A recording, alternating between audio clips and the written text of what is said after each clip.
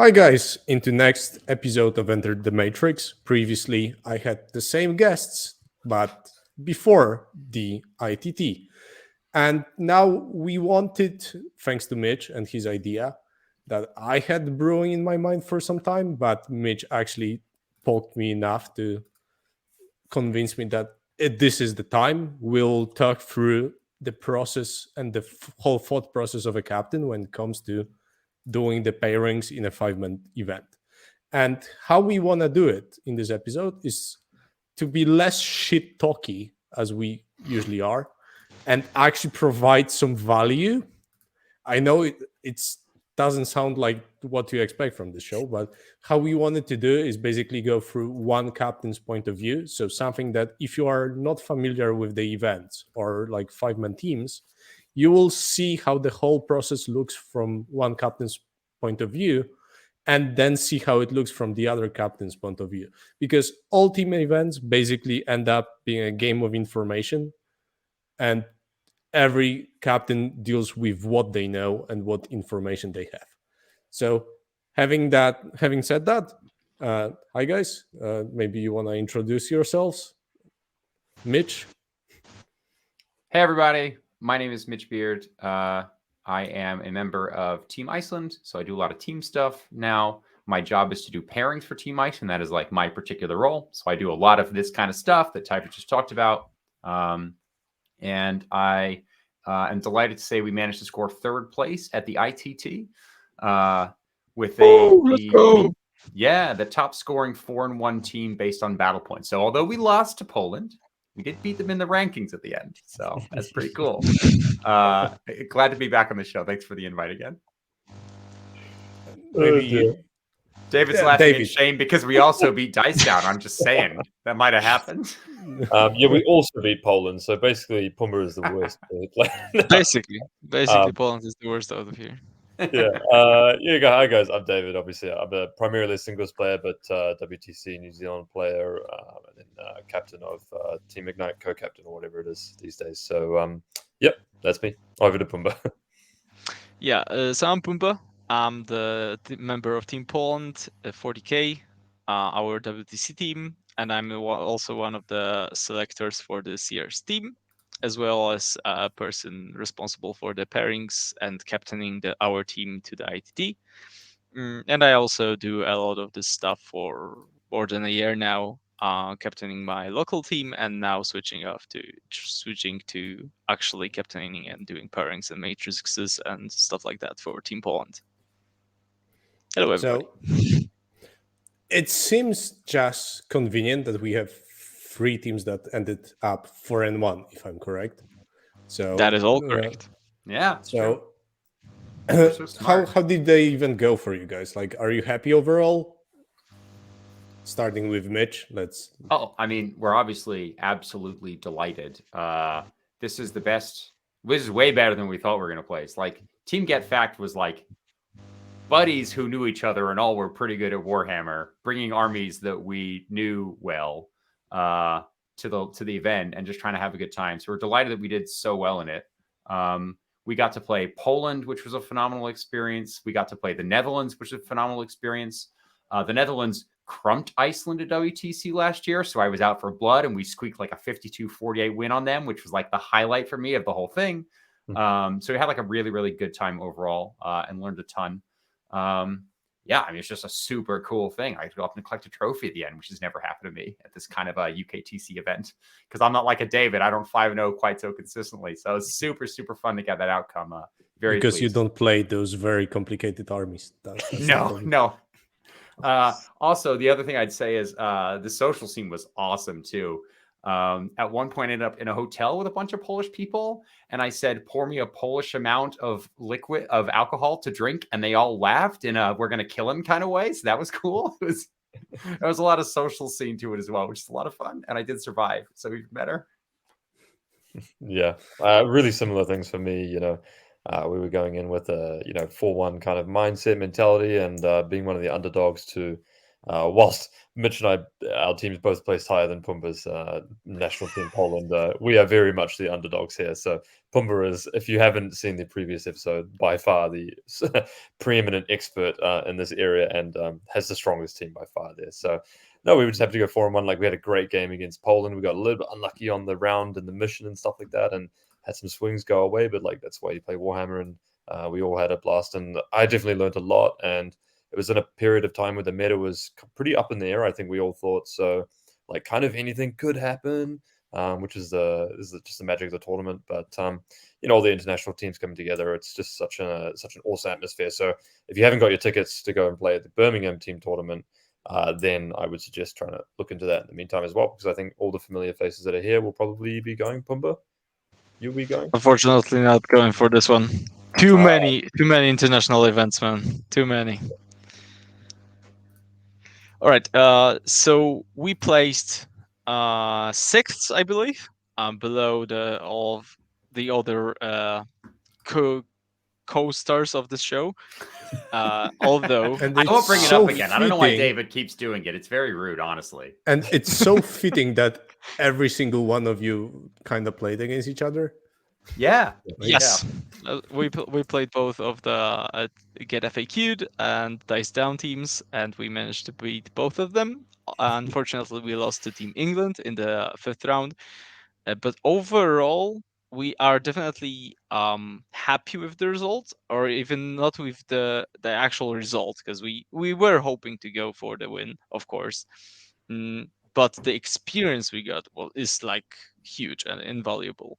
We happened to play against an incredible amount of good teams, like especially compared to like the average level. I think we scored highest on strength of schedule, which also like proves that we had a very nice opponents to play against, and to learn the most out of this tournament that was possible to gain. And as David said, the meta was completely unsolved at the time, which also got us a huge amount of information about, and actually made us think about stuff we didn't like even consider before we went. So that was like an invaluable experience for us.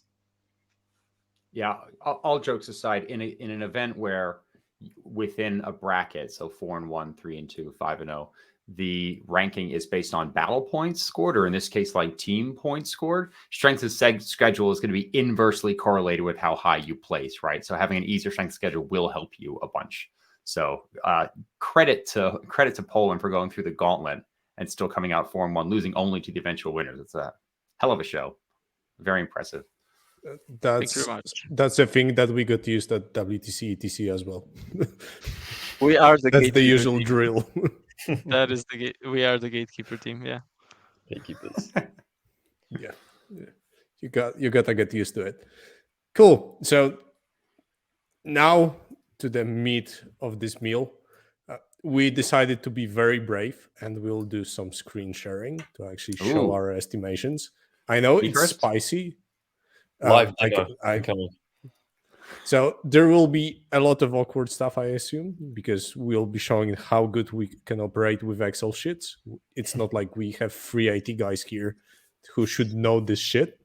So it's time to embarrass ourselves. You wanna go for it, Mitch?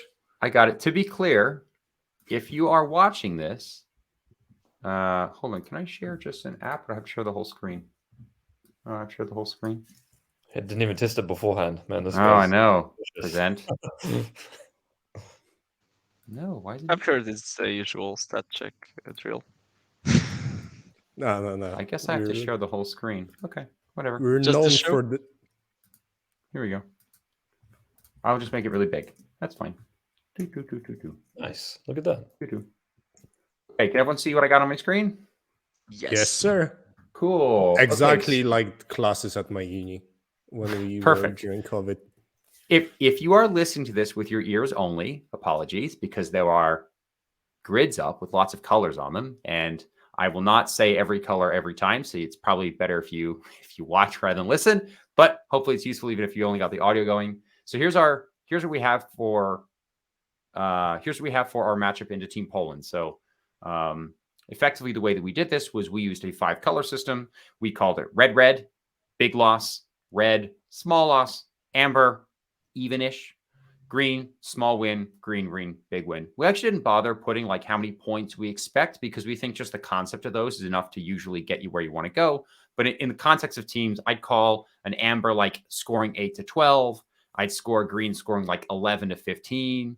And I'd call a green like 14 or 15 plus. And then the inverse for red. So like a red would be like 5 to 9, 4 to 9. And a red would be like no more than 4 or 5 points, just for context. But it usually you don't really need to know like the point number. It's just how scared are you of this matchup is usually kind of how it goes. And that usually roughly works out true.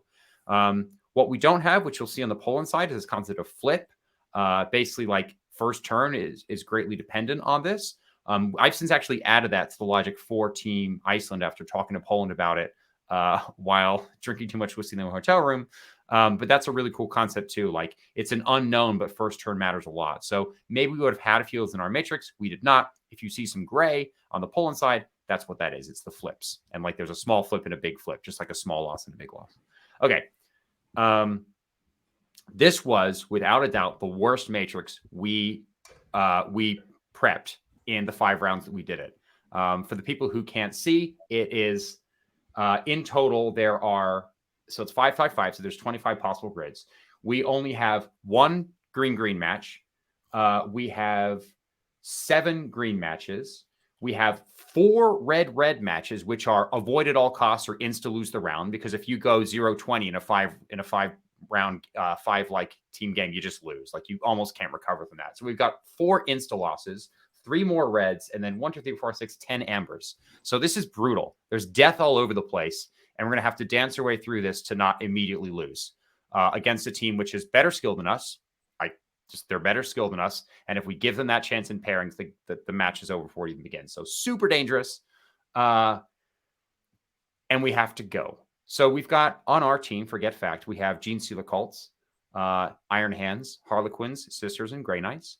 All of these are like solid meta contenders right now. I don't think it's what you would probably decide is the optimal 5 list based on what we know, like a few weeks later. Poland brought Dark Angels, who have proved to be phenomenal. Guard, just like we did. GSC, just like we did. A Necrons list, which is like a lot of guns, and Harlequins as well. So there's a lot of overlap. Harleys, Gene Stealers, Guard. And then they have Dark Angels and Necrons. You guys didn't bring Guard. Sisters and Iron Hands. I know, we didn't bring Guard. Again, we were 5 friends who wanted to do this as a team, and we didn't have like a Guard player who like was confident in Guard. So we didn't bring Guard. And it worked out. To be honest, England, who won the event, didn't bring Guard either. So there you go. So again, I won't read the whole matrix, but when you look at what we've got Gene Stealer Cult, which looks really strong for us. We've got a double green into Dark Angels, our only double green in the whole grid. That would be amazing. A double red into Guard, because Guard do this cool thing where they block T-Char within 12 inches. So Gene Stealer Cult just fails to work as a faction completely. We've got Gene Stealer Cult, we think is a tie, and Necrons and Harleys we like. So Gene Stealer Cult looks good. 3 positive matches, 1 death match, 1 neutral match. Fine.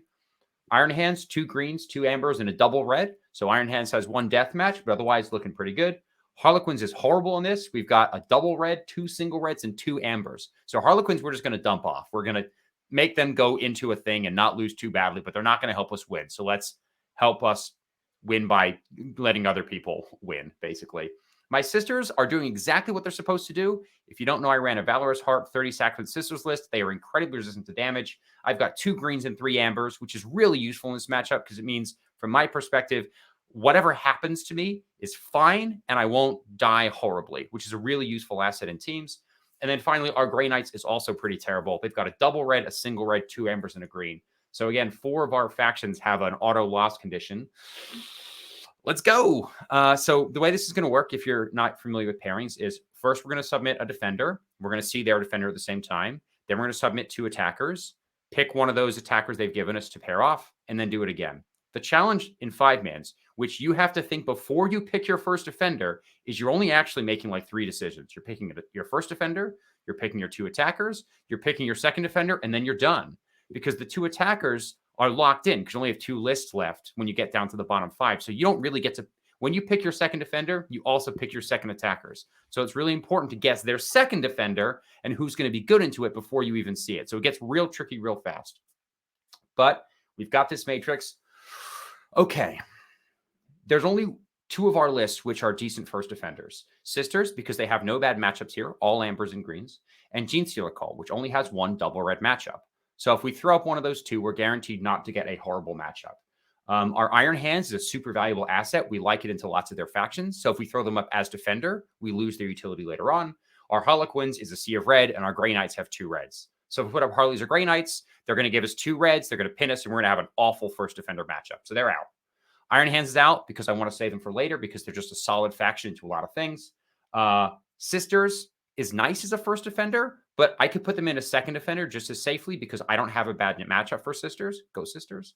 So it's Genestealer Cult. They're going to give us our double red matchup. We know that. They're going to give us something else, and we can take that something else off the matrix. So we're going to go ahead and we'll put down Genestealer Cult for our first defender.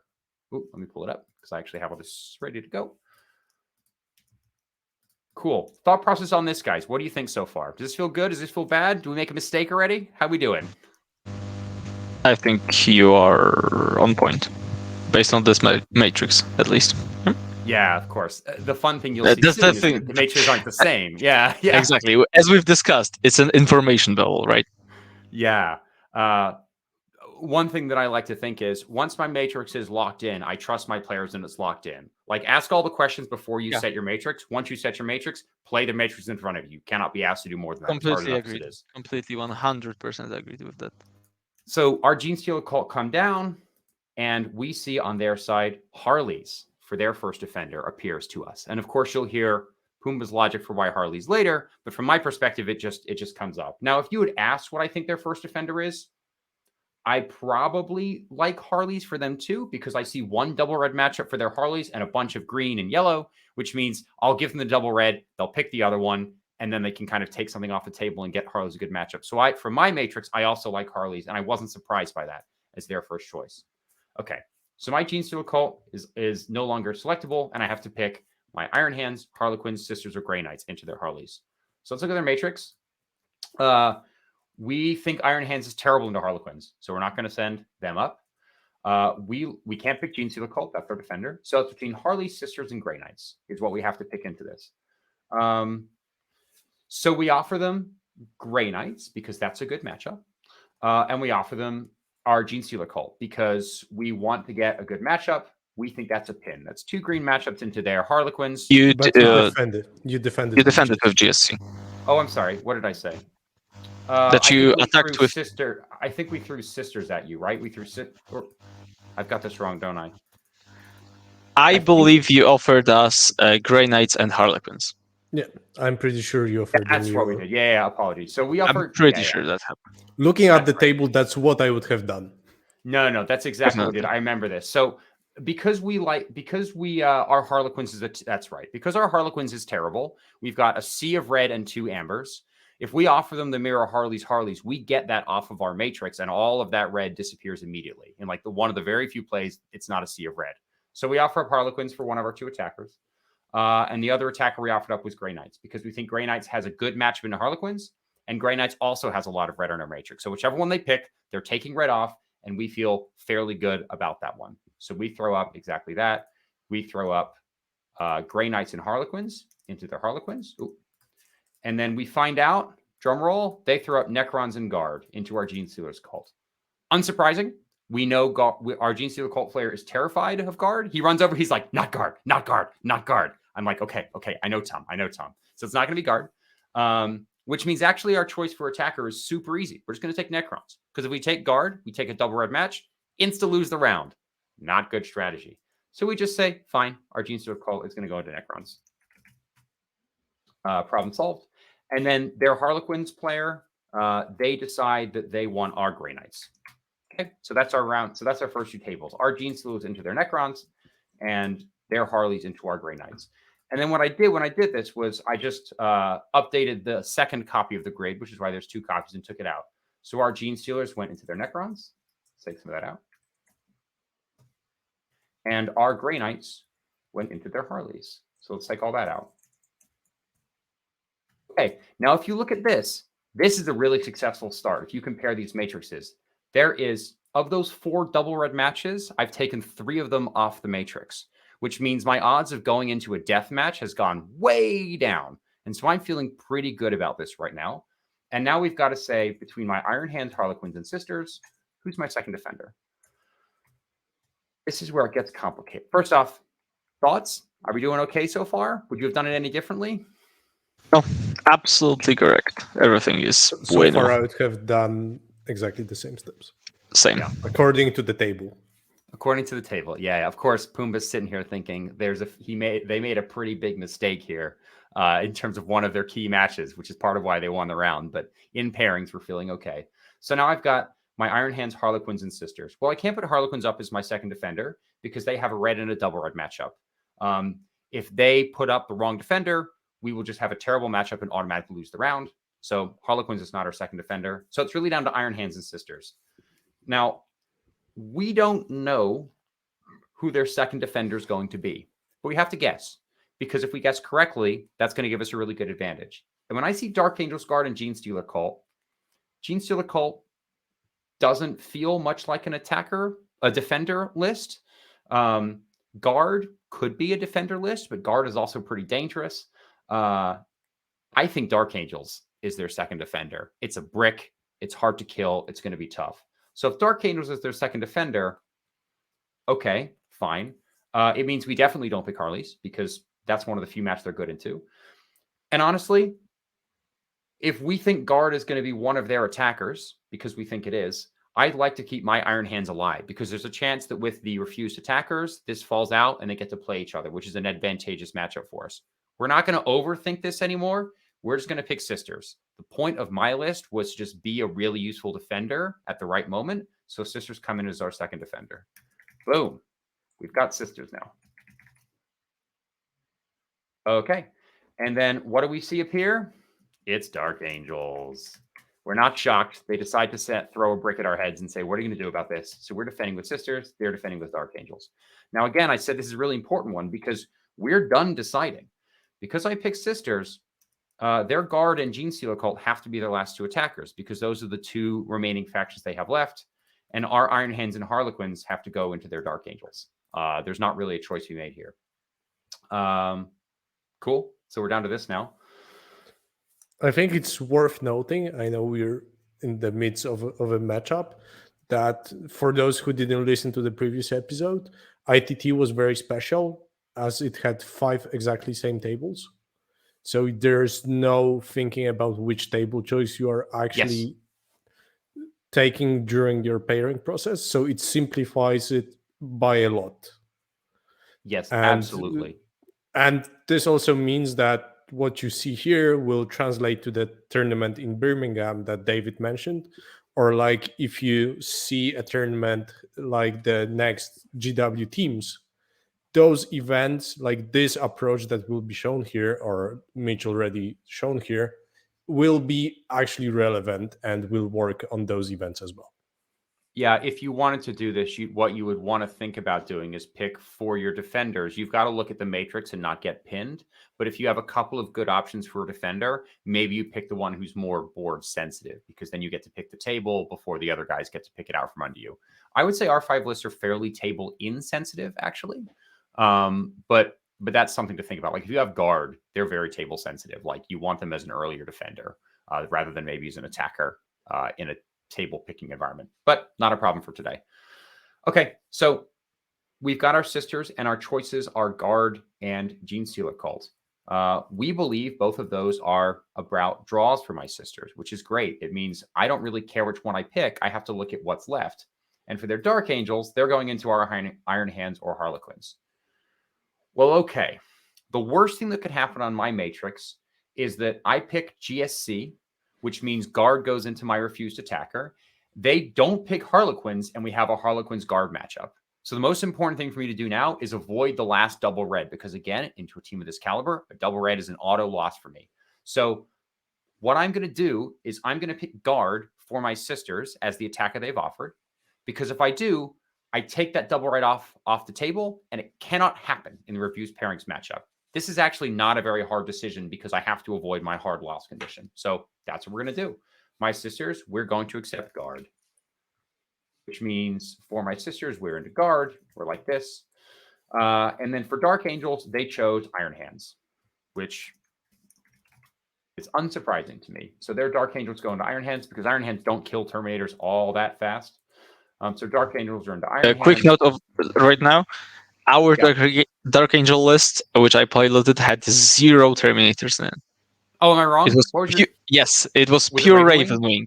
Yes, pure. With not a single Terminator in that list. That's not so bad for us if we can get the drop on you with the pod and kill a bunch of stuff. But it's still not an easy matchup, right? Because you have so much speed, and the Iron Hands really don't once they land. What this means is our Harleys is now going into their Gene Stealer cult, which are the 2 refused attackers. We have this as a red matchup. We don't like it. But remember, Gene Stealer cult had a double red and 2 single red matchups. To give them just a single red, from my perspective, this is an amazing outcome for pairings.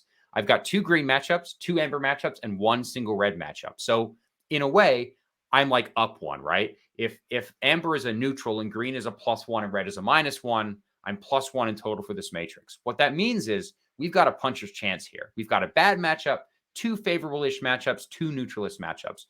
We're in a position where we can actually play. The round's not decided yet in pairings. It's actually to come down to how we perform. And overall, I'm quite happy with this outcome and ready to roll. How do we do, guys? What do you think overall, now that we're done? Very good.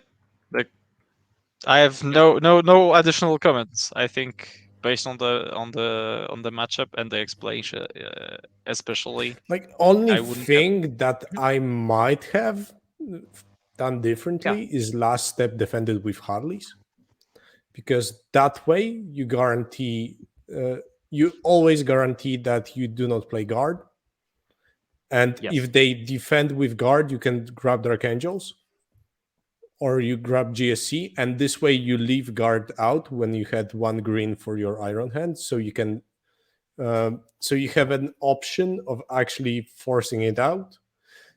But I don't think it matters at all in those small 3v3 matchups, because both teams kind of have the same point of view usually. So then it's like you doing a gotcha on them usually doesn't apply. But in those cases, I would rather defend with Harleys at the very last step, just to avoid for sure. That way, that's the only difference that I would do. But it would end up with the same pairings anyway, with how it went through.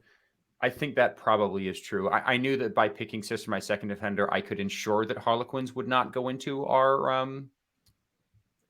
I would ensure that we wouldn't have a really bad matchup, because I could just take it off the table with the sisters. Either you defended with the thing I was scared of, so it's not going to hit, or I can take it off the table as an attacker. So I think Typhus had the same idea, just a different approach. And to your point, I think they get there the same way. Yeah. The only with Typhus' approach, if we decided to defend with guard, right, we had an option to take Harleys. Yeah.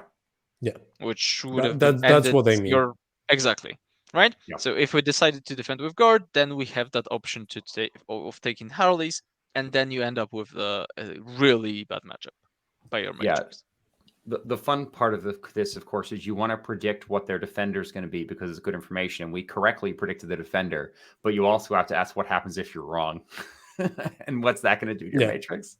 I think basically you want to, especially after first round, if you know you have 2 bad matchups, you should play more conservatively later on.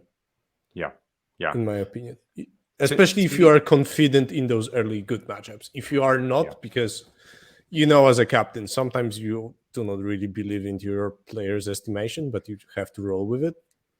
So I mean, I did believe in these estimations for what it's worth. All 5 players on our team has a lot of reps with their factions, which is why we took them. So one thing that was nice about this event for me was, like, I walked in with a very high trust in the matrix. That's not always true, but it's a big advantage when it is. So that was nice. So yeah, we're pretty happy. 2 greens, 2 ambers, and a red. This is going to come down to skill. This is not going to come down to me losing in pairings. So let's go. Let's not spoil how it ended. Yeah, of course not. Of course not.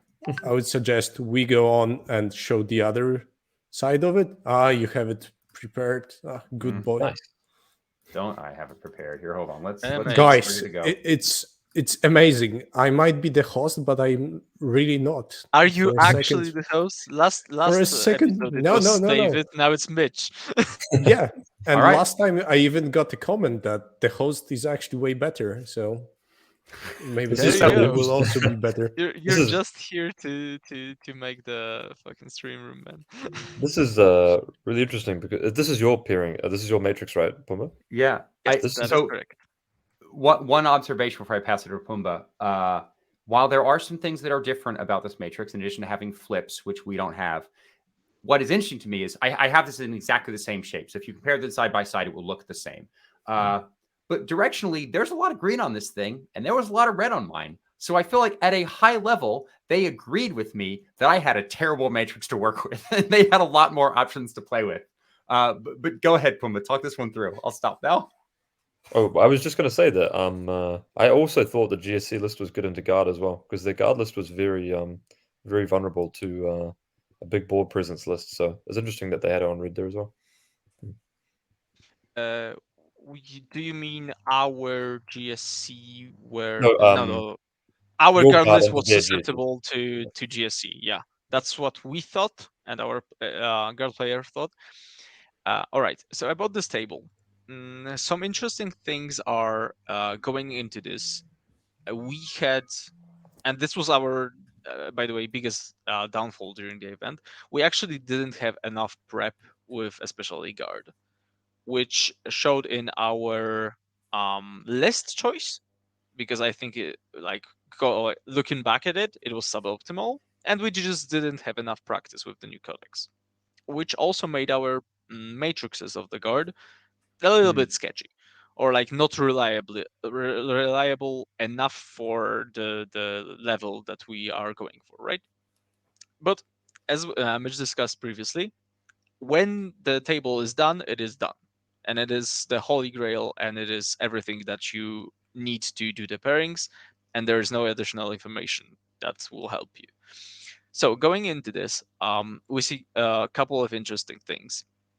We have two really amazing matchups, which are which is our GSC into get FAQ'd Harleys, and we have our Necrons player absolutely smashing sisters, which Mitch is already laughing about because I think they talked for a good 2 or 3 hours in our hotel room.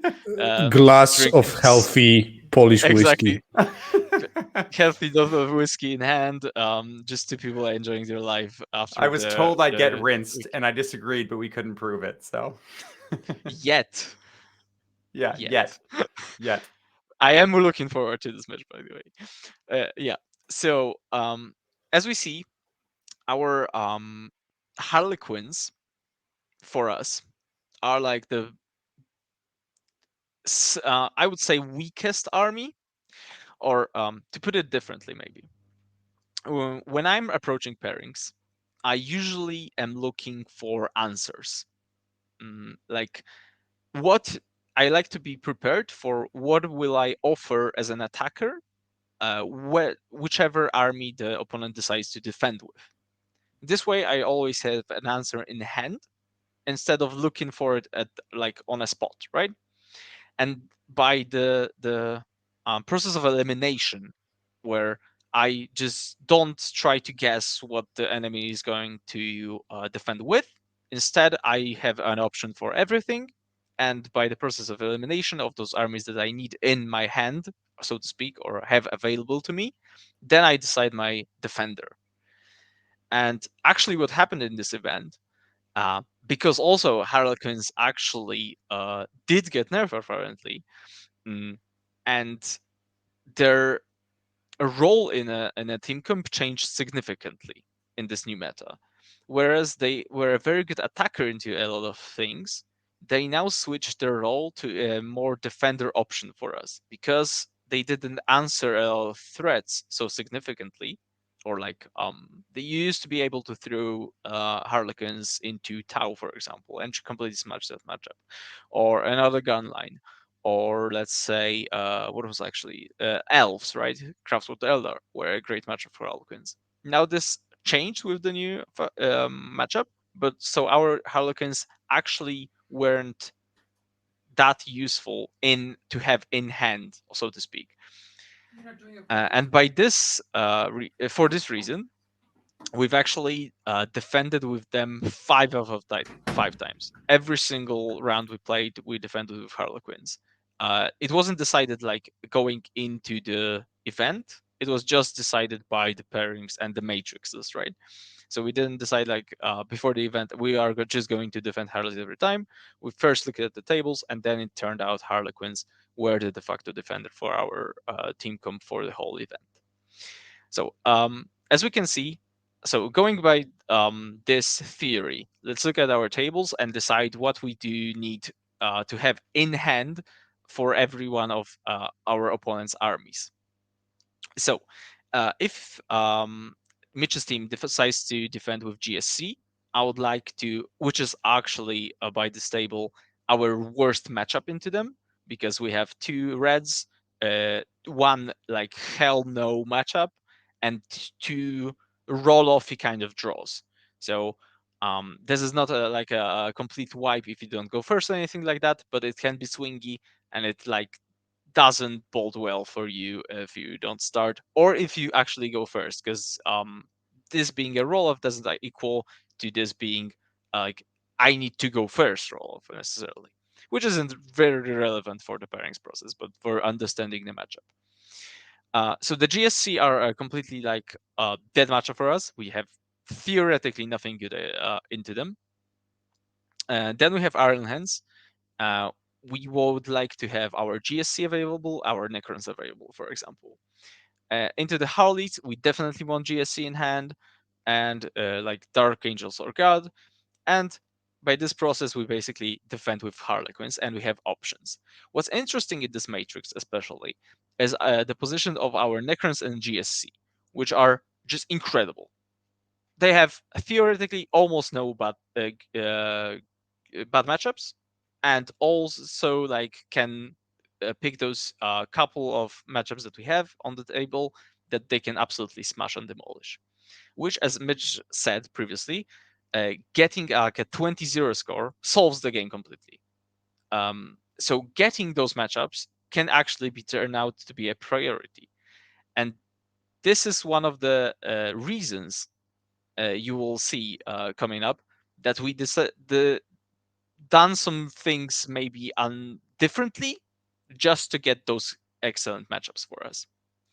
All right. So I will definitely need you, Mitch, to like double check me, because I'm like super I gotcha. forgetting what. I gotcha. So you defended with GSC, and we defended Yes. with Harlequins, and this is how we are starting Yes. out. We'll put them And back on. as we've Exactly discussed right. previously, you have attacked us with Grey Knights, which you consider to be a good matchup for you. And we had this as a draw for our Harlequins. And it was your Harlequins to get your Harleys like off the table. Yes. Now, and we attacked you with Guard. Necrons and Guard. Is this? Yep. Yeah, Necrons and Guard. That is correct. All right, so our attackers actually here. Let's talk through them. Our Necrons are a really good asset, but like we don't want to get absolutely smashed. Now the question remains why we didn't attack with GSC and offer the mirror. And now the position of ours is like we thought that our GSC was too good of an asset to have. Also, it was played by an excellent player, which we knew, and he proved in previous games can absolutely demolish games. So this is an asset that would be kind of wasted going into the mirror. And instead of offering you 2 drawish matchups, we actually decided to take a loss over here to set up our pairings for the later round. So we offer you the guard, thinking you would take the guard, which we have as a bad matchup because of what David said previously. So our list was light on ground and very heavy in tanks, which is very susceptible to being just completely swarmed by the bikes and like Neos. And generally doesn't offer a good protection against this type of GSC list. So we are thinking you're going to take the guard. We will have a bad matchup over here, but this way we can set us up for later turns. As it turns out, you actually took Necrons because you considered. Now we can like confront ideas as well. Yeah. You considered GSC into guard to be horrible, so you instead took Necrons, and we took Grey Knights because Harleys are not a big problem for us. We basically can attack them or defend them. Anybody can play into them right now. So there is no point in giving you the option for Harleys to escape, basically. So now we have 2 matchups done. And how does it look like?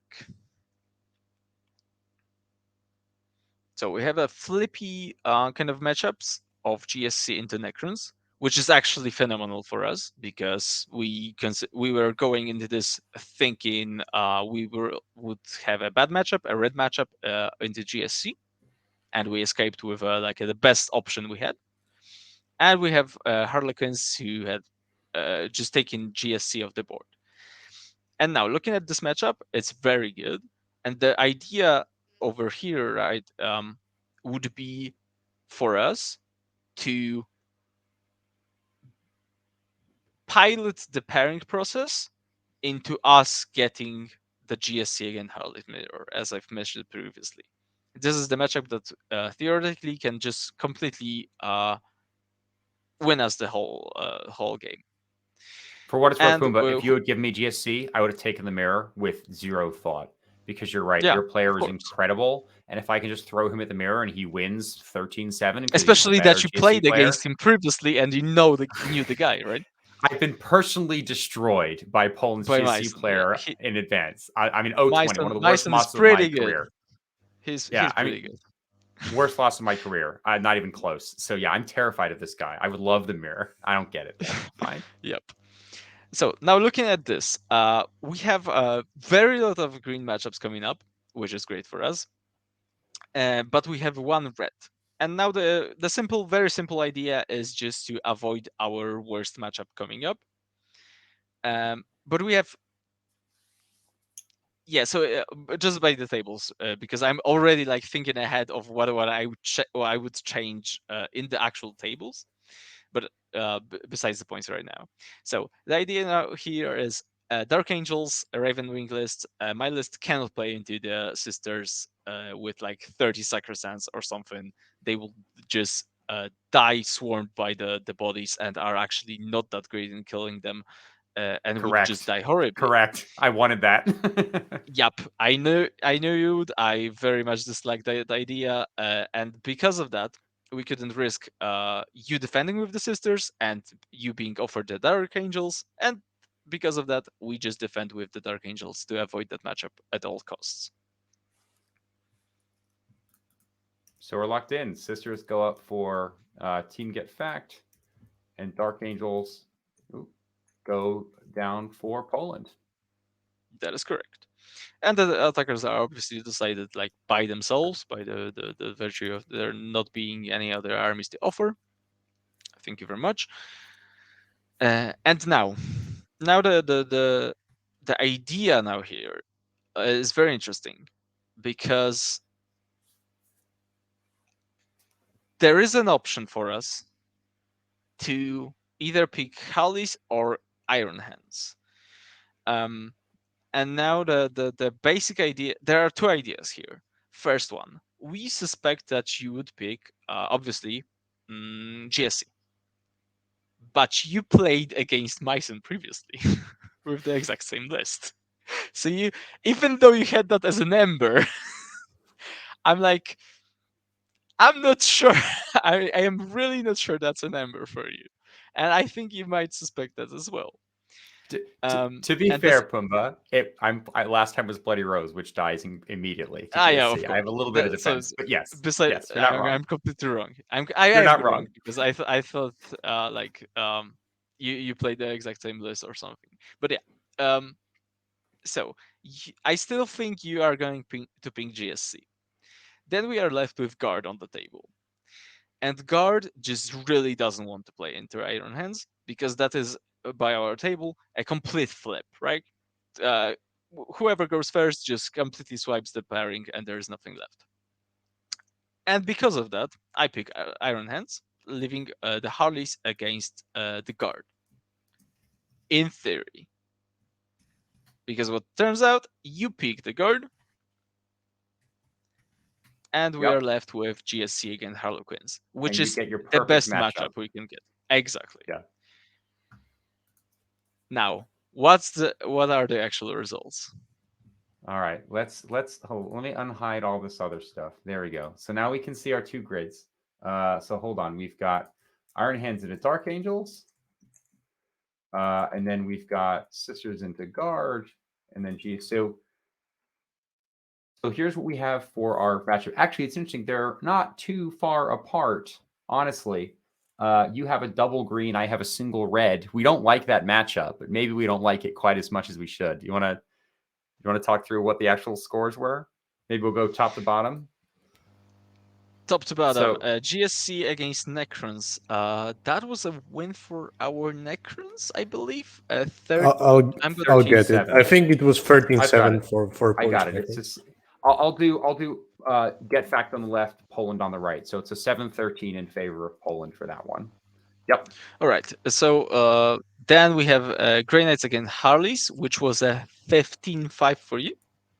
Yeah, Is that our correct? Grey Knights just went off on that round. Yeah, that was a huge, Mhm. huge success for us. Now, you've scored an 11? 11. Yep, I just had an going off- 11-9 into your guard player. Yep. I That was a believe I 10-point win scored and battle points. I believe I scored a perfect 10 against the Iron Hands. Yep, that's right. It was a 10-10 time. And the last match. And the last one, as expected for us, it was 20-0 for GS. There's the 20-0. Remember how I said you ought to lose the round if you get 0-20'd? We lost that round 43-57. Very close. For context, if that 0-20 is a 10-10, we win the round. It doesn't have to be that. I think it's like if it's like a 7-13 loss, we still win the round. So tanking the 0-20 is the critical error for us that cost us that round. I think Pumba would agree because he built a strategy around it. Yeah, completely. And it was also our closest matchup overall. I think you've held us to the best score. And how does the actual matrices compare, right? And the matchups that came out of it. GSC and Necrons are basically expected for us, kind of, right? We kind of were correct in that sense. I mean, we Whereas liked you would it. We didn't get it. We thought it was green. We lost 7-13. So Exactly. like kind of amber, kind of a draw. Yeah. Yep. Drawish, a little bit worse. Yeah, a little bit worse. Here, you are absolutely correct. I think current Grey Knights just smash Harleys. Period. Yep. Like I would It's just- consider that to be a good matchup for Grey Knights. Smite the boats and bolter the clowns, basically, is how that Bolter goes. the clowns and those Psychons hurt a lot. Yep. So we had that as green. We won at 15-5. You guys had it as amber, roughly drawish. We were correct, and that, at least in this game, that's how the score turned out. Yep. Completely correct. You've scored an amber. I think that's very expected. Whereas for we had Sisters that into as a Guard. green. Yeah, for Sisters into Guard now. Right. So I had it at amber because I knew it was drawish. You guys thought you had the edge on that because Sisters was to Guard, right? Yeah. Yeah. So we ended up, so that was actually quite a good one for us because you guys thought you would win, but I took it 11-9. So that's another one that's like pressuring us towards a win, which is a nice outcome for us. Yep. Then we have Iron Hands against Dark Angels, which basically everybody was correct about. You just didn't have the flip in your matrix. You called it a flip. We called it a draw. Perfect 10-10. Yep. Just as exactly. And then there's the thing, right? So Yeah. the matchup we were gunning for, and just turns out current Harlequins just cannot play into GSC. Yeah. Yeah. I mean, yeah. I think after might have been after that game, but Meissen I think made a bet against Liam Vessel from Team Belgium, who Yeah. is an excellent player, like super good player. That Liam. I don't exactly remember the bet, what the bet was about. It was basically if Liam can score any good, like hold Meissen with GSC to a draw in any, like he picked the table and stuff. I mean, he scored a singular point Yeah. from this matchup, which is pretty good.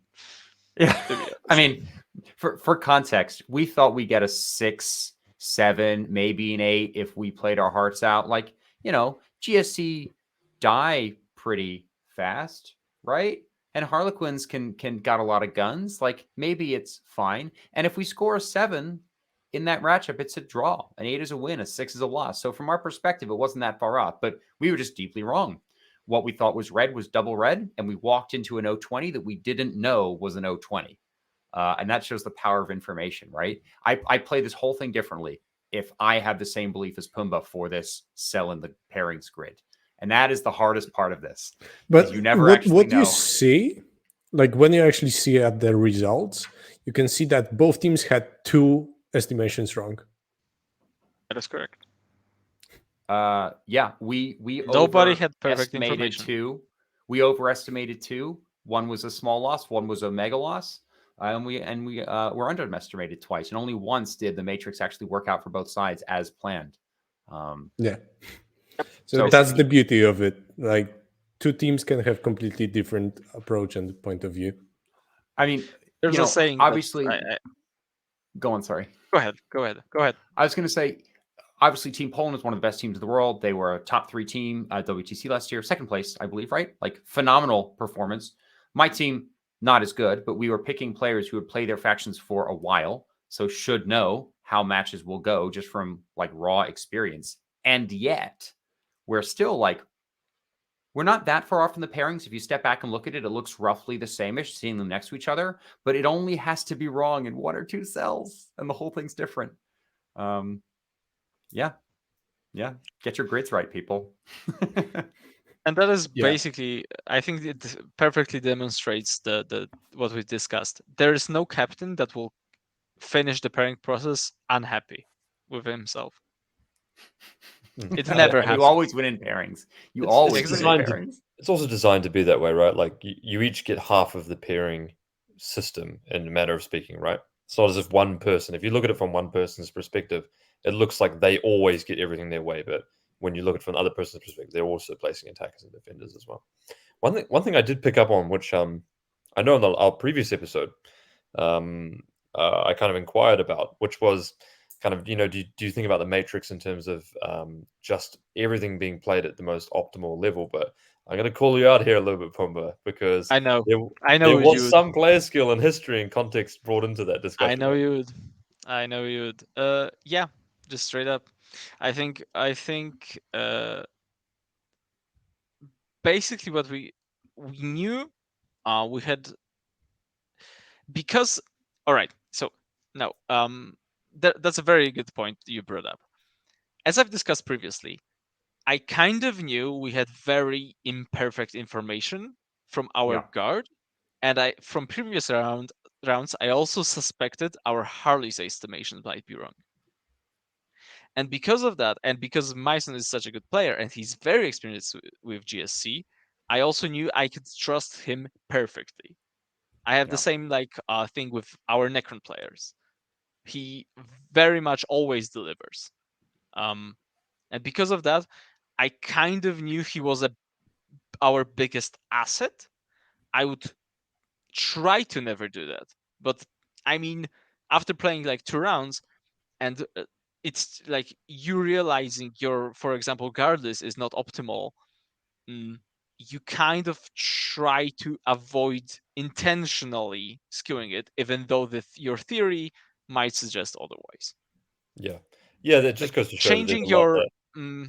mental state of how you think about your matrices or certain lists throughout the tournament is kind of also valuable, right? You're learning, especially in such a new meta. And this is kind of the reason why I did this way. Yeah, exactly. And the reality is that some players, there are player circumstances and player mentalities that shift throughout a tournament as well, right? Which may lead players to overperform but more so, underperform, right? Because, perhaps they've been having terrible games or they're really down about themselves as well, which is just something to take into account.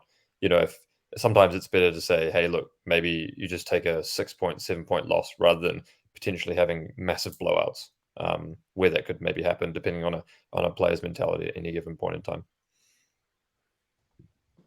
Absolutely. For what it's worth, I reject your premise that you shouldn't account for player skill. At the end of the day, I want to know what's going to happen when my guy plays your guy, and if the skill mismatch is going to affect the outcome. I need to know. We 100% treated your GSC player like kryptonite because we knew his caliber. Like, I think of all 10 players in 10 lists, the best player list combination, I think, was Myson, your GSC player. And so our plan to dump him off on someone with a small loss worked from our perspective because we knew we weren't going to score big on that guy. And we did actually take that into account. We just were still wrong, which is okay. It's okay to be wrong. It's very difficult to be right. Also, your Necron's player is wrong. He will not 20-0 me when we play, but we just got to prove it sometime. That's okay. Can you smell that smell of a new bet brewing? I can smell it so badly. Well, guys, we're not the top card happen. show. There's no tattoos on this one, right? This is the other Yet. Yes. I did a 20-0 bet recently and didn't work out in my favor. So but didn't it you also bet you would win included bane 20-0? swords. yeah, I bet one of the best players in the world. I've been in 20-0, and let's just say it didn't work out well for me. Well, look, if you can have me drink a Polish amount of whiskey in a few weeks, maybe I'll make a terrible bet that I'll regret for the rest of my life. But for now, I'll stay off the tattoos. Write it down. Write it down. Don't worry, we have a weekend. Should we maybe go through myself and Pumba's pairings? Because I would like to start on your side, David. So sure, yeah. I think I'm probably the least experienced person. Are you going to share my one? Probably the least experienced person here when it comes to pairings, and I think that definitely probably showed with my nonchalance, for lack of better words, when it came to the pairings. Just for context, guys, that Mitch and Pumba and their whole team is like huddled around this laptop when we're going up for pairings, because it was quite an atmosphere when we connected round 2, I think, because and my team has historically awful luck in this tournament for some reason. So there's a team called Mind Goblins, which never hits any of the top teams until the final round. And I say never because it happened last year. There's only been 2 tournaments, but great bunch of guys as well. But then my team also happens to hit either Team England or Poland round 2 and 3 of the tournament always. So. David, you say that, but consistent performance does show evidence. One of the Mind Goblins last year was John Partridge, who was our Iron Hands player this year. So he downgraded from 2nd to 3rd place, but the man does teams apparently, on different teams too. So I know John Partridge. That's quite funny. Yeah. Lovely guy. So I think going into this, the reality is that you're not going to have, if you're not one of the top teams, you're going to be at a listed disadvantage on a macro perspective, right? And we were playing with one list that was a pretty significant disadvantage. We were just playing Drakari, and it was just like literally just Drakari, fun stuff. That's what Jim plays, and we'd already all accepted it going into the tournament. So we knew that was a really tough one. However, having said that, I don't think we knew quite how badly that list was capable of losing to some armies, notably Dark Angels, that could more or less just stat check it and pull it across the board. So our plan was reasonably simple. These are my pairings right here. So you can see that we did a matrix somewhat similar, not as complicated, but my strategy going into it was to basically say our World Eaters and our Drakari were our 2 least well-rounded lists. So if we could potentially bus our Drakari player to remove a matchup where our World Eaters also had a bad matchup, then we could potentially put World Eaters as a defender that would have a decent and a bad matchup and always pick the decent matchup. So we were going into it fully expecting just to bust Drakari and then just, try and pick up a couple of swing games in our larger matches because, we also had a kind of a skill asymmetry within our team as well. So there were a couple of players that we felt we could lean on a little bit more to try and pick up. And we had some significantly different lists as well. And we thought that some of our lists were probably a lot more capable of higher wins. So we were playing Iron Hands and we were playing World Eaters. So we thought that those lists, if anything, like for example, when it comes to teams in a one-off game like this, there's a lot of variables that will go into it, and it's very difficult to replicate the same thing if we were to play again. Because one of our variables we thought was like, well, if we get our World Eaters player on a decent matchup going first and their opposing player messes up a little bit, then all of a sudden, they are going to be in a really tough position. The same is kind of with Iron Hands as well. And the same is with Vic's list as well. Like Vic's list is extremely deceptive. So we were kind of thinking, actually, here, we've got a few tricks in the bag here. So we are either going to win quite high or we're going to lose quite high, and that's how we were going to try and play it going into it. But we already had a significant disadvantage because we were immediately bussing one of our lists probably at a 5-point win ratio, trying to get 5 points with it. So that's the reality, though, and that's kind of the reality is that if you're a player out there and you're playing something similar like this, and you've got maybe a team that look like ours, is that you got to think about your win conditions, and that's that you're going to try and get those matchups where you can make some magic happen. And I think that's kind of what we went for, because Poland's lists were extremely well-rounded. I thought they were probably the best all-round combination of factions to pick, albeit their guard list just kind of let them down a little bit. But faction-wise, I realized that they had taken 5 factions that were extremely well-rounded and had little to no weaknesses. So I can't remember exactly how the pairings go, but there was one critical moment. So initially in the pairings, we were feeling quite good because if you have them here, Typhus or Pumba, feel free. But initially in the pairings, we were feeling quite good because what had happened is that we'd gotten myself into Victor, who was me playing guard into Harlequins, which on paper is that we kind of thought this is it is a good matchup, but there was a very big swing in our game. But we thought, and the early representations of my and Victor's game, as we both knew, was looking very positive. And then we had actually managed to somehow get the oh, do you actually have the pairings in Pumba? Or? Yeah. I'm sharing the screen. So yeah. So if you look at it, from what I recall, you defended with Drakari. Yeah, that's correct. At the first round, and Pumba defended with Harleys. Yeah, and as discussed. And you attacked with guard and Vic. I think Vic was the other guard, so craft words. And Pumba attacked with Dark Angels. And what was the other army that attacked guard? I think it was guard. That would be probably guard, yes. Yeah. Okay. And we took Dark Angels, of course, here. And the reason we took Dark Angels is because we knew that our World Eater list basically had no game into it. We thought the Dark Angel list was the strongest scoring one. But the reality here is that we've got a very good matchup into guard with our other couple of lists. So we didn't really want to take out a list that could actually clap their guard list, because that was one of the clear weaknesses. If we could get our Iron Hand or even the mirror matchup or even Vic into the guard list, Vic's list would absolutely dominate it. So we actually thought, okay, that's really good. So we'll try and obviously we won't take guard because we've got other good matchups to have there, I think. And then we've got, what do we put up? No, so this was the big swing part, right? So there comes a point in the pairings where we've got a decision whether or not to play our World Eater player against either Necrons or Genestealer Cult. And Boris doesn't play a whole lot. His preparation wasn't at the level that we all had, just because we were taking the tournament kind of expecting kind of 4-1. But he was playing World Eaters, which is a new army for him as well, and he was a Genestealer Cult player. So we were sort of like, we had the decision: do we put? So we put down World Eaters, and they would have put to attack it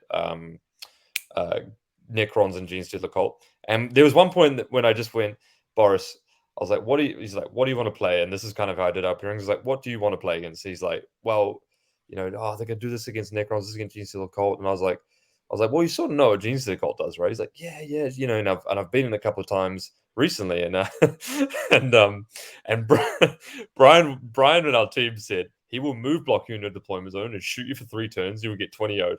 And then a part of me was like, I don't know, like surely if it goes first, like it's fine. And I was like, well, you've played against Gene Stealer Cult before and you've had some good results, right? He's like, yeah. I was like, all right, let's go. And yeah, needless to say, it's exactly what Brian said happened. Their Gene Stealer Cult list was an absolute terror, and I mean, because the meta was so fresh as well, like no one had really prepared for it too. It felt like the scariest list in the room to a large degree. But that was probably the pinnacle moment. But I feel like the way our pairings happened is actually we had some real opportunities to win here. We had if that part had gone differently. So if we had had Vic into Gene Stealer Cult and we had Boris into Necrons, and then we kept the rest of the pairings the same, I felt like we had a really good shot at winning, albeit the mission was very, very bad for us considering the list that we had taken and the list we were up against. It was a hold 2, hold 3, which is, I mean, in the back of my head, I couldn't really keep all of that in context, but I sort of knew already it was a hold 2, hold 3. It's going to be bad. Like, what can you really do? You can't change the mission, right? So we're at a very big list mission disadvantage on that one. So if we had corners, for example, would have been significantly better. And like my matchup, for example, would have been incredible on a board with it was hold 1 and hold 2. So the pairings overall gave us a good shot at winning, especially if we hadn't had made that fundamental mistake of Gene Stealer Cult and Necrons. Like if we had just gotten maybe a 5-pointer there, then it could have gone all right, because what the whole pairing kind of came down to me was kind of my game versus Victor in so many ways, because we had a 20-0 with our guard, with our Iron Hands into their guard, and then they had a 20-0 into us with Dark Angels into Drakari, and then the only other game that was a big swing potential there was going to be me versus Victor on a hold 2, hold 3 mission, which unfortunately didn't go my way. Victor played super well, but going into it, we weren't too unhappy. Well, we were obviously very naive. We weren't, we didn't understand the nuances of how their list interacted with us. And that was the fundamental problem, is that we didn't realize actually this matchup that we had an active decision to not go into, i.e. Worldies into Gene Stealers. We just made that fundamental error right there. And it just goes to show the amount of preparation you put into makes a huge difference, because you can spend the whole tournament going X and O, and then you make one mistake like that, and all of a sudden your chances of winning are 5% compared to what they might have been 35%, right? So yeah. To like, I'll give you credit, by the way. I think one of the reasons why we took GSC, and what I told Myson is, I don't think anybody's going to expect GSC. I don't think anybody's going to be prepared for it still, even though like it's been making rounds for a long time now. Half a year by now. Exactly. From like when Eric just completely dumpstered WTC with basically the same list. It's still not played enough, and people are not still not prepared for it, especially after ARX buffed GSC essentially. So yeah, we had a GSC player, and we still got that wrong. Yeah, I mean, we kind of was counting on the fact that people are not going to be prepared into GSC, and if you haven't played that game or haven't played it on a good level multiple times, which is just hard to do, honestly, to find a player that will actually play again like a competitive game against you with that army, you kind of can get caught off guard. And if you are going into such event, now the factor might when building your team camp might be a novelty factor. You are trying just to win once against everybody, right? This is after all what events are for, just winning once against everybody, not beating them consistently, for example, which I think where GSC shines the most. They can, especially with a very experienced player who knows his stuff, they can win their first game into most stuff. Yeah. Especially because it's exactly one of those lists where, the first time you play it, you're at such a massive disadvantage. And the second time, third time you play it, you're still kind of like that. But to me that list, well, meta aside, is going to be solved sometime soon, and it's significantly less strong. But a team environment is kind of where it shines, where you can it's a bit of a skew, obviously, so you can focus its matchups away from its bad ones, i.e., guard or well-rounded guard list. And one of the things fascinating about this is like there's probably other skew lists which are secretly better than people think out there that haven't been discovered yet. And so you kind of have to watch out for what's not there. We're doing a teams event in the Netherlands. Iceland is going. Poland is going. We're playing each other round one. Hooray. And I'm the only person bringing sisters, and no one knows what my list does really yet. And I'm going to ride that advantage until everyone figures it out. So that's how it's going to go. One thing I did think was interesting about this matrix was the Harlequin guard, both having green, right? Like they kind of, well, obviously because the army I was playing kind of sticks out. And I think in retrospect, if I had the practice to play into that game, and like that mission was such a massive advantage for you guys. And like I actually played that matchup against Liam post tournament for practice, and I think it was like 6-14, 14-6, but I had previously 20-0'd him on a different mission one like that. So it was quite interesting. I mean, that was such a swingy game as well. But yeah, was there anything that you were that you guys were like a little bit afraid of, Pumba, or you like kind of lose conditions that you thought? Because obviously I think it's a good moment to transfer to Pumba's point of view. Oh yeah, there you go. Let's go ahead. So let me just. I know I'm doing what you were doing, Mitch. I'm just copying. If it works, if it ain't broke, don't fix it. Don't fix it. I mean, the colors are pretty broke. They're quite painful to my eyes. But apart from that, I agree. All right. So let's dive into this. What are the big takeaways we are looking at? So again, it turns out our Harlequins are a perfect defender list, which we actually don't need in hand against anything. Our Necrons are just riding, and we don't care, which is looking if you have such a table, such an army with literally just greens, it's insane, right? You basically skip a step of thinking. You can basically put it into anything and you will be fine. And it's a great tool. And especially looking at this, we can see that it is perfect in answering craft tools that are there, so Vix lists and Iron Hands, which is basically what we are hoping to achieve by keeping it in the hand. Harlequins are going up as a first put up. And then, now, interesting stuff here. I actually am considering Dark Angels to be and Guard, as you can see from the table, to be our worst armies in hand, kind of. But I also know from this position that I have only one green matchup, but I kind of built my list, and this is another concept I think that's worth discussing, as a hitter list.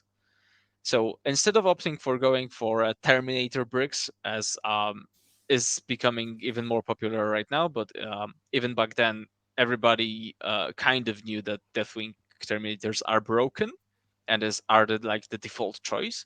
I opted for going for Ravenwing because I kind of knew that this was the list that was very capable of scoring huge if it was getting what's the word, being cared for in the matchup process. If I can get into a good matchup, I will 20-0 it, especially it was very tailor-made for ITT boards. I think my list is completely, for example, unusable in any other terrain format. So it was very fine-tuned to those specific boards, and I knew if I just had that good matchup and was able to get it in the pairings process, it was kind of a hitter list. So I get a good matchup, I can 20-0 it. So going into this, we are attacking Dark Eldar by this very virtue with Dark Angels and Guard, right? Because this is actually our outs kind of for both of these lists. By removing either of those two armies from our pairing, we are significantly improving our odds of getting good matchups further on. And our Harlequins were attacked with Guard, of course, and Craftworld Elder.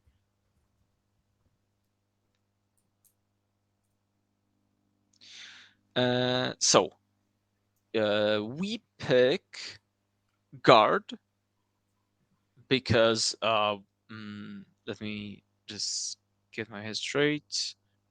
We pick Guard because we find that many of our lists will struggle against it, and especially that it removes the only bad matching for our GSC. So by just taking the Guard away, we now have two armies that have no bad matchups at all, which basically solves the whole pairing process, so to Yeah. speak. There's a lot of pressure off your back Because at that point. now that you have two armies that have no bad matchups and cannot get caught on absolutely anything, you only need to take care of one army, which will be Guard, because you've decided to take our Dark Angels, the Raven Wing. So after we see how the first matchup was decided, we can now see that our table is looking very spicy, right? You have a lot of green, as we've discussed, and the only bad options are the Guard. And now here we are defending with Guard because we want to avoid the Craftworld Erdel matchup, especially that. Now let's focus for a quick second on the Craftworlds and Harlequins list by Vic, because now we have another concept of not allowing your opponent's list to escape, to pin it at all costs. So we have two favorable matchups into that list and one bad one, right? So to absolutely ensure whatever army you're defending with, that we will not get that bad matchup and will get a good matchup into that specific list, we will now defend with Guard to not allow you, if you for example defend with that list, to give you the option of your Craftworld Elder picking the Guard, right? Yep. Yeah. So Makes we sense. just instantly defend with Guard because it's our only army that needs attention, and this is basically allows us to have good matchups into Craftworld Elder. And you are defending with World Eaters, which makes sense. It's a defenders list. But I think generally I try to never guess the opponent's second defender. Like Mitch Interesting. discussed that he sometimes does this, or suspects what the opponents will defend with. I try to avoid that at all costs, like not actually think about what will happen, just go through each option and consider what can I would happen, but never actually try to do any guesswork, because I am expecting your opponent's information to, after doing this for a while, to be significantly different than your estimations. Yeah, that's true. I Good I point. would If add one you, thing, that what Pumba said applies more to uneven teams. When it comes to even men teams like 6 and 8s, when there's this last step with 4 armies that it can be kind of wonky and random at times, then anticipating what opponent might defend with is actually more relevant. So if you are listening to this, I think it applies directly to 5 men's, 3 men's, or 3 men's are dumb. But like if ever there's 7 men's, what Pumba said has more merit. Hmm. Because in events you have the champion role, and that's the whole other story. So now we have Fascinating. the Craftworld Erdal and Iron Hands. We don't like either of those. And by the way, going you're defending with World Eaters is your best option, as we see, because now you are able to pin our Guard with 2 bad matchups for us.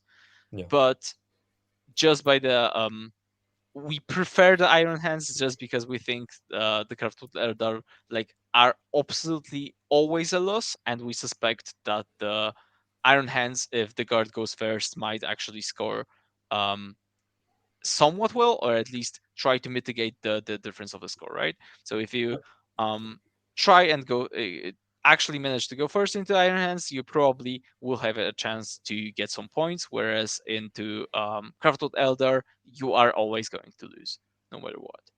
That is at least our expectation.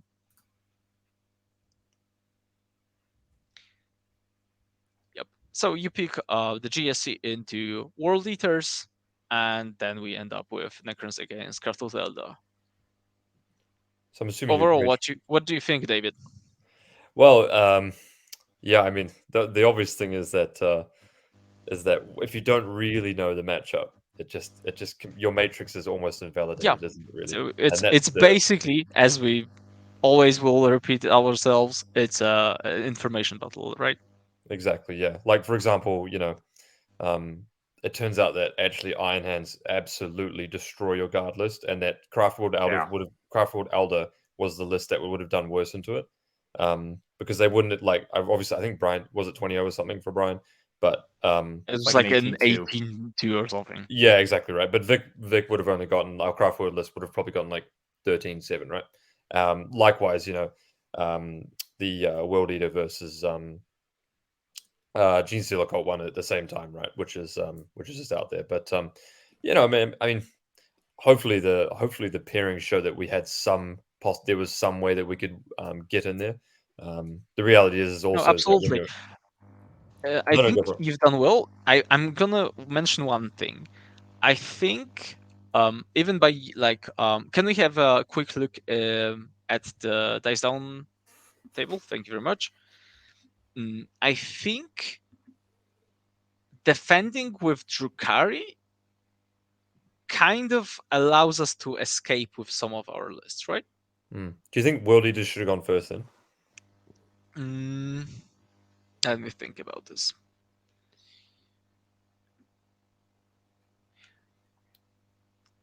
It is tough though, because the problem is that World Eaters is our one list that can potentially have the big score, is what we thought.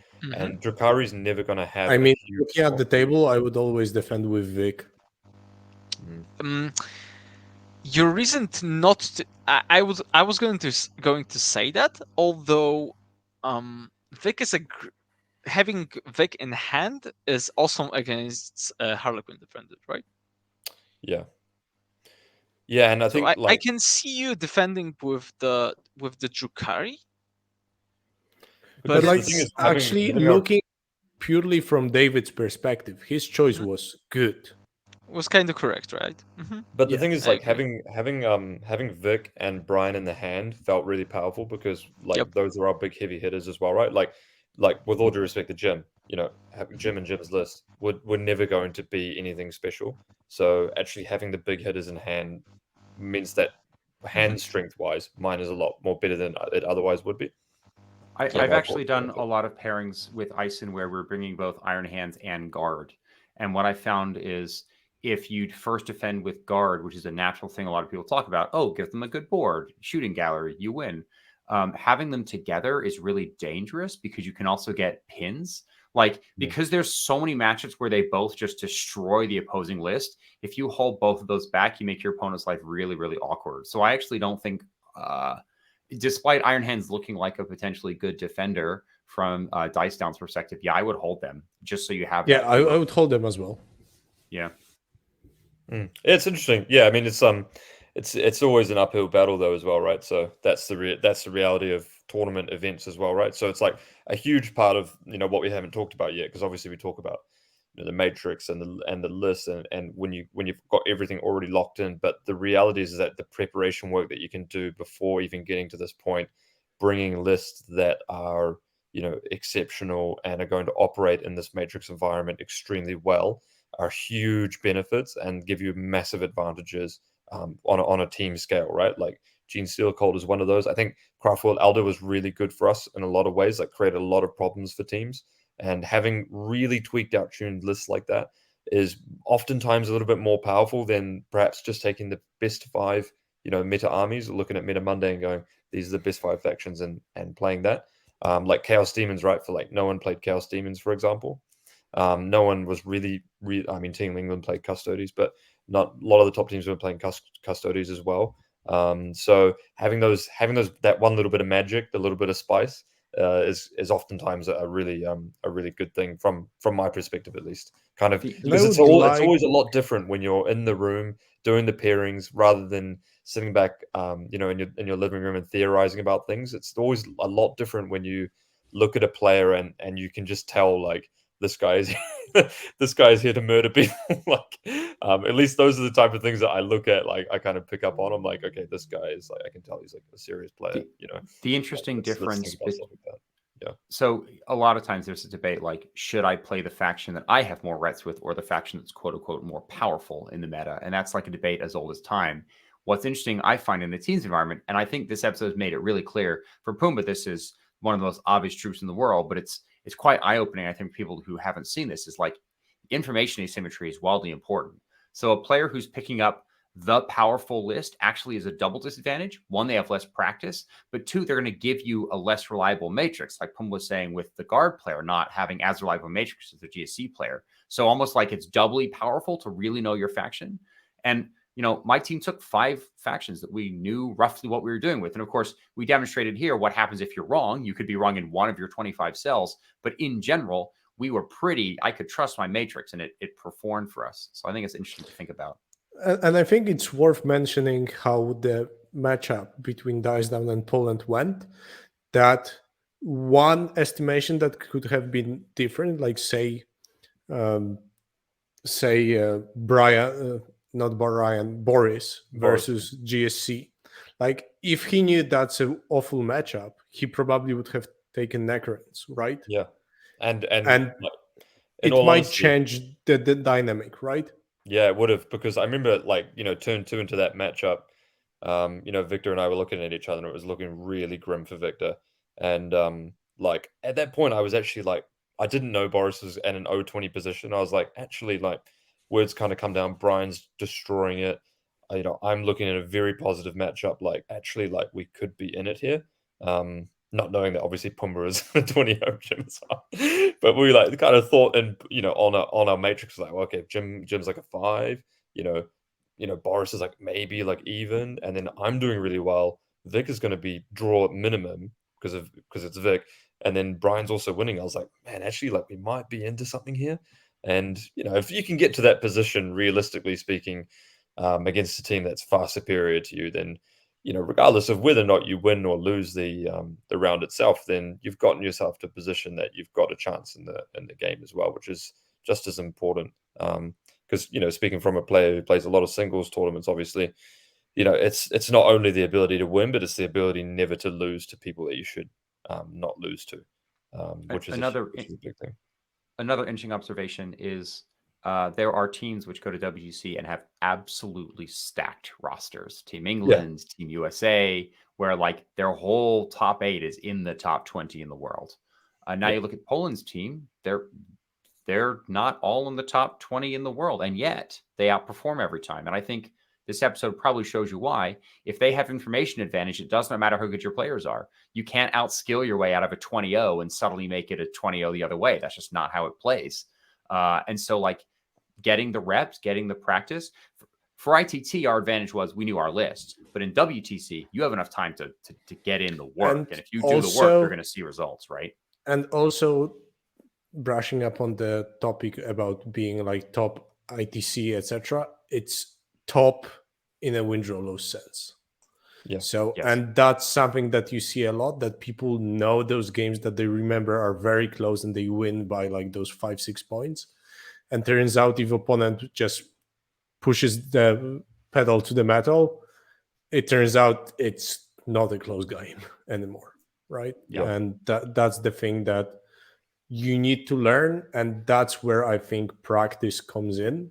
And those reps that you mentioned, that if you play, even if you still play 20-0 system in your practice games, but you play against not a really good player, you then get information that World Eaters is good into GSC, for example, right? Exactly, yeah. And even having bad prep, even if you get those games in, if you get them against wrong players, it still might be detrimental to you. So it's something that you need to have in mind. Obviously, I think it's always kind of better to get the game in rather than not game at all.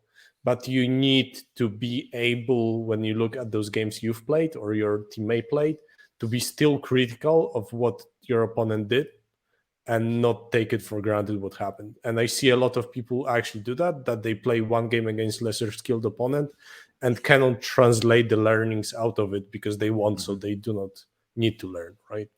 Yeah, and that's a skill that translates into all of Warhammer, regardless of whether it's teams or singles. You, yeah, I had the experience this weekend. Of course, you can play against one player, but when you play against the absolute cream of the crop, it's another game entirely. And especially, if you're playing in the regularly differential system of 20-0, which I would maybe we could move to. That'd be really fun.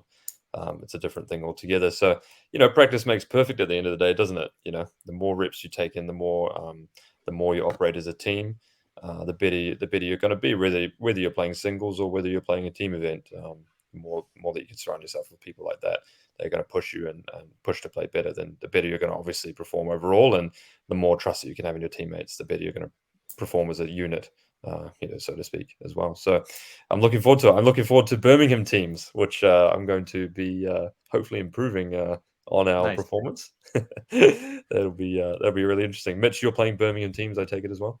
I am not. Unfortunately, I couldn't make it work. Well, in part because I will be in the Netherlands this coming weekend for kind of a practice tournament. That was my next team event. I could get every single one with my schedule and life.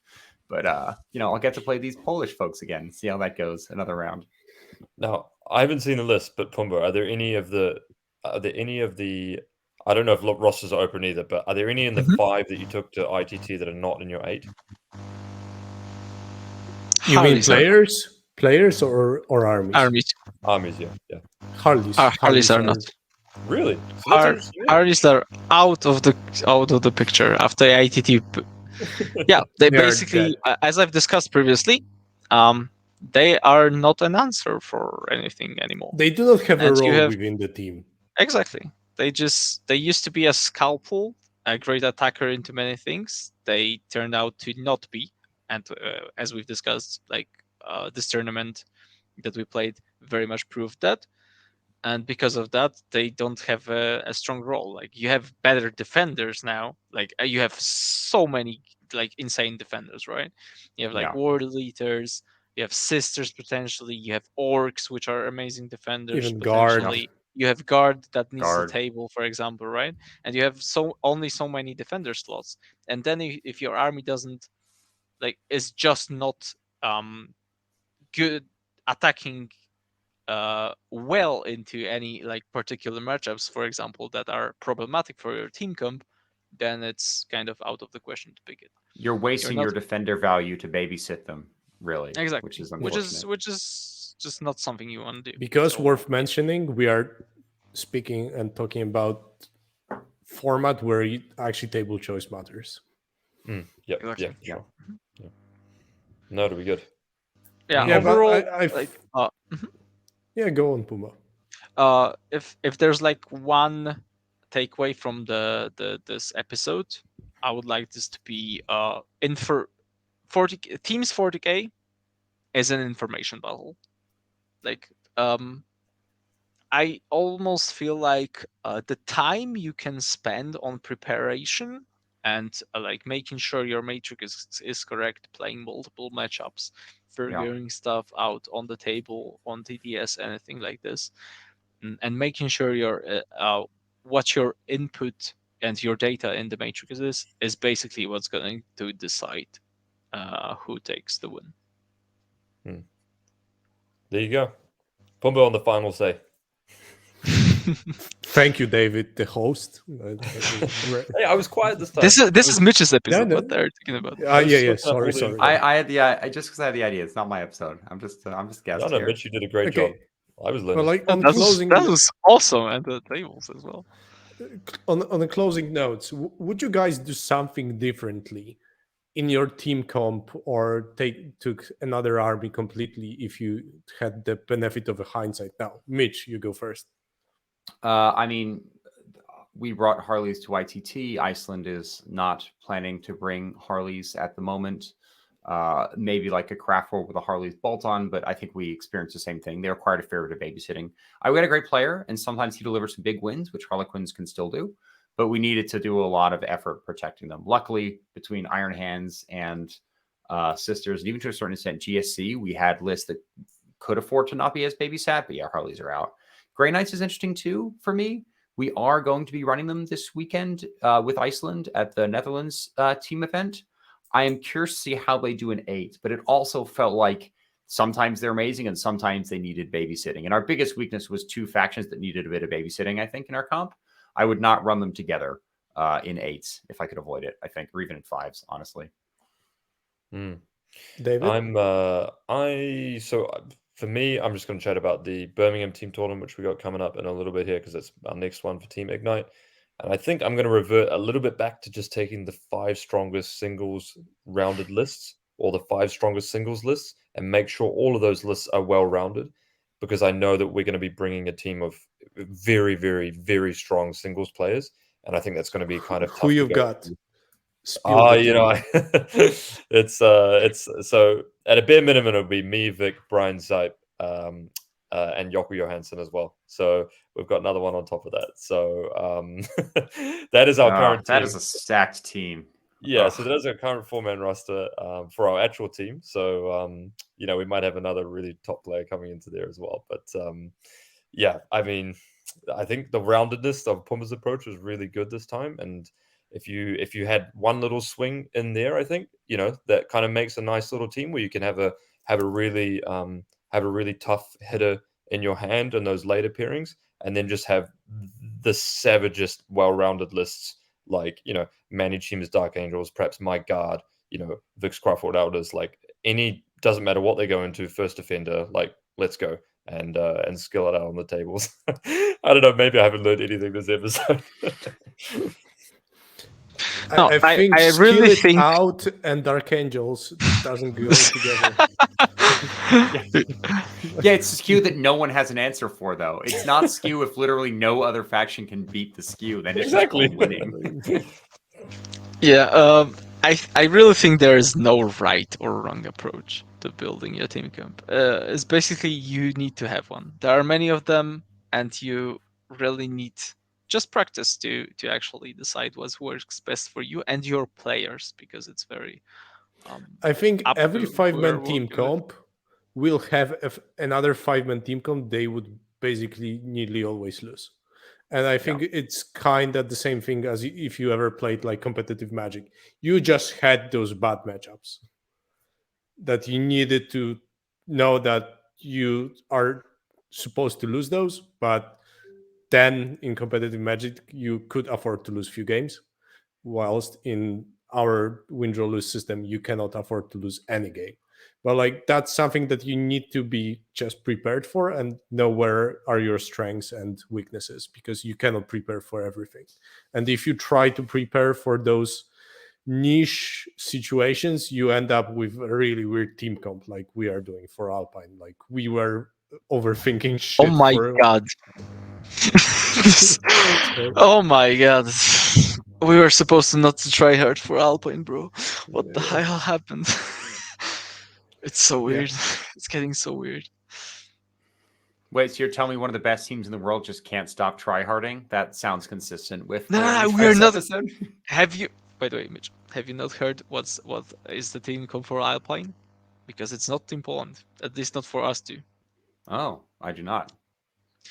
It's the Slut Check. It's Anthony Vanilla, the famous Art of War coach and host of a show called Stat Check. Don't know if you heard of that.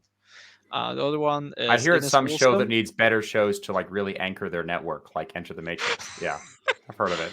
Yeah. So and better hosts of those shows. And better hosts, yeah, especially. Ennis Wilson, another great lad. I think he's also on this Stat Check thing. This guy over here. You're pointing at Typhus for people who can't see. Yeah. Dude, that's a nice team. That's 6 though, right? Is there 2 more? Or? No, that's 5s.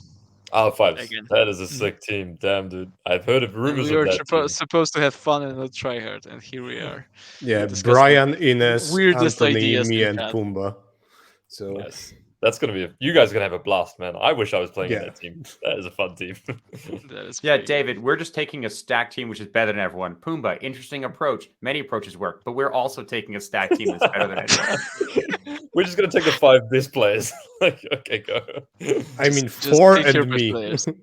4 and me. Let's be honest. Fantastic. Hey, man, they're not that good. Even 5 idiots around the Oxford area can give them a run for their money. So when you see them on the table, don't be intimidated. Just outpair them and give it your all. You'll come close. Exactly. Yeah. Cool. On that note, because we like last 10 minutes, we managed to get this off topic that we struggled but managed to not include earlier. So we've got that checked. So on that note, I think we can finish. I'll do some plugs at the very end, which will be scuffed as all of our plugs are in every show we have. So this was another episode of Enter the Matrix. Next one will be probably talking about Netherlands. We'll be getting into 8v8 pairings. I hope to grab Mitch again because, as you can see, he's great host when it comes to those pairing shows. And this is an extra episode, so it will go live for patrons, I think, on this Friday. But for everyone listening, it will come out like few weeks later. I think 1 or 2. And if you guys think that you might need some coaching about teams, you can always go to the coaching on stat check. Maybe somebody there is actually good. I heard Ines is kind of good at this game, so maybe they'll help out.